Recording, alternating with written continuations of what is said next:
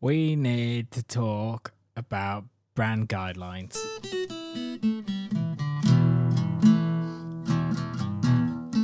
This is the Level Up Podcast.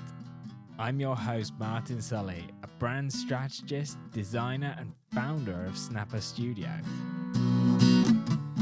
And I'm on a mission to help you gain clarity and confidence in your brand. I'll arm you with bite-sized tips and introduce you to friends of the show who are taking their brand to the next level.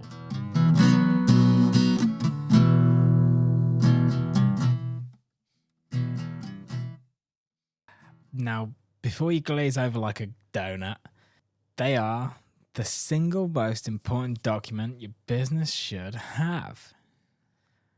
Logos, they can go do one, and so can your website. I said it. I knew that it was going to happen one day and I was going to have a full-on brand guideline meltdown.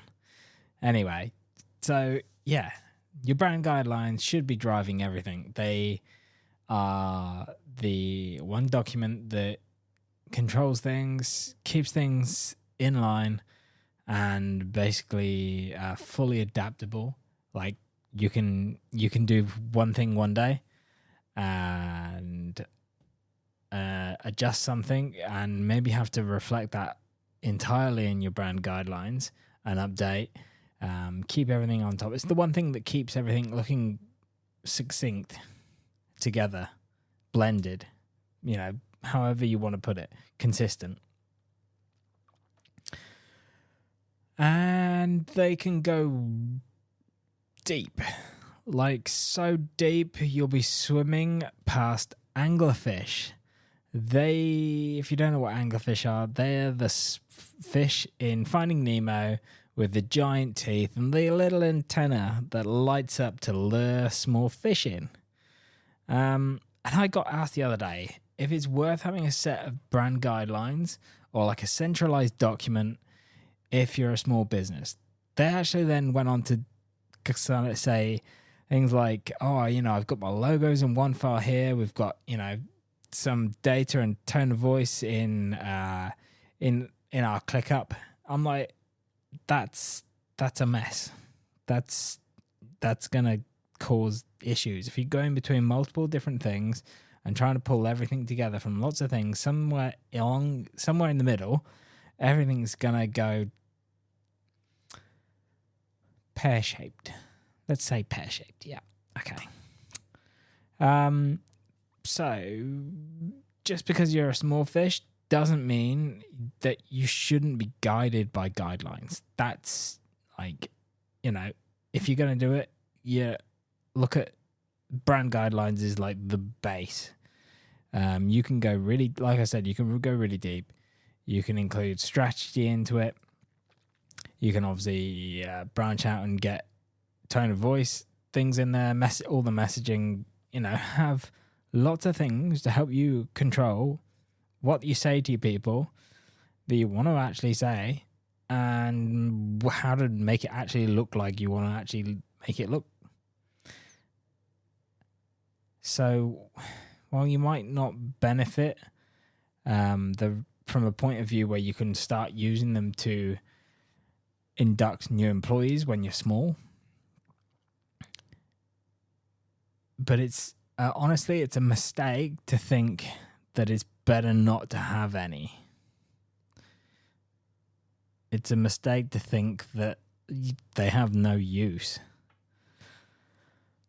And I'd love to count the amount on my hands where I have been approached by a business to work with them. And I asked them for brand guidelines and they have nothing. That's that's a big disadvantage. And when you've got that, the problems that happen are things like colors get altered between people. When you're looking at things like, I worked with a business a while back who had a set of documents that would be used for formal meetings. They may only be internal, but I guarantee you some of them got sent externally because they were actually things like, some of them were like meeting notes. That they were just a set of, documents that needed to be used to keep things flowing, to keep the business running, follow-up procedures on, problems that are being solved, things that were happening outside of their organization. So, yeah, that's a giant disadvantage. Anyway, going into it. So, like I said, the colors get altered between people, and sometimes you can even, colors can even completely fall out of line during your own work. If you haven't got a centralized point where you take things from, and you're referring to different documents along the line, a little mistake can get made and things shift. And that's just the start. If you haven't got a centralized sort of way of doing things, and I found with that previous business where I adjusted their documents, that fonts were all completely all over the place there, and they had about 3 or 4 different ones that were getting used. The tone of voice can shift. The messaging can shift, so you end up targeting, different markets by whether it's on purpose or by accident.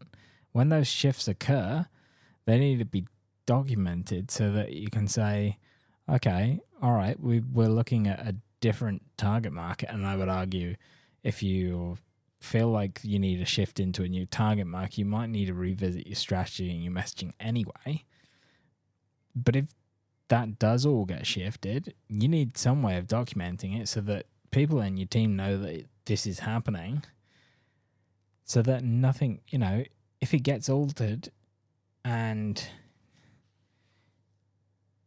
people aren't aware of it, you can start really confusing people, and confusing messages end up making your brand weaker and weaker and weaker, and then that's it. Who knows? Like, do you go bust? Who knows?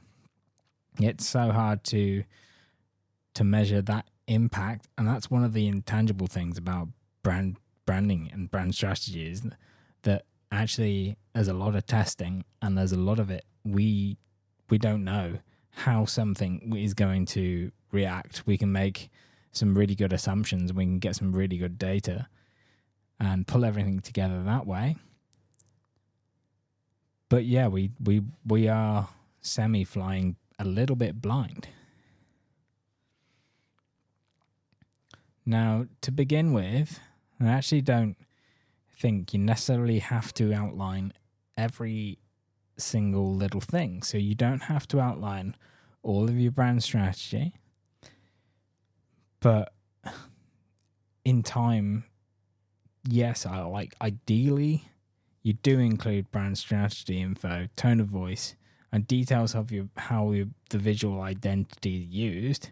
But in the short term, to start with, just like a look at your logos, the fonts you use, the colors, that's the minimum. Okay, so if you can get those nails, if you can nail that, great. And going forward, if you get to a point where you've got all your brand strategy and tone of voice and everything in place, if you have that, great job. But they are going to need to be updated every now and again to reflect your current business direction.